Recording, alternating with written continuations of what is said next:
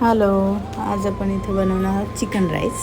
त्याच्यासाठी मी इथे गॅस चालू करून त्याच्या कुकर ठेवून घेतला आहे. त्याच्यामध्ये 1 चमचा मोठा तेल टाकलं आहे आणि 4 चमचे घी टाकले. तेजपत्ता 1, 2 मिरच्या आणि जिरे, 2 मोठे चिरलेले कांदे घेतलेत बारीक, ते पण फ्राय करून घेतले. लसूण टाकून घेतला आहे, तो पण फ्राय केला आहे छान. मग टमाटर टाकलेत मीडियम साईजचे 2, तो पण फ्राय केला.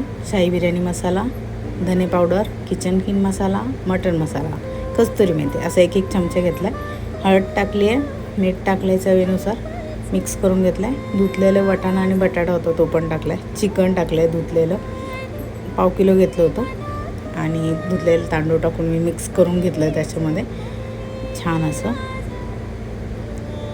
1-1.5 ग्लास आपल्याला पाणी घालायचं आहे. त्याच्यामध्ये मिक्स करून घ्यायचं आहे छान. थोडीशी कोथिंबीर टाकायची वरनं आणि आपल्याला 1 शिट्टी काढून घ्यायची कुकरची.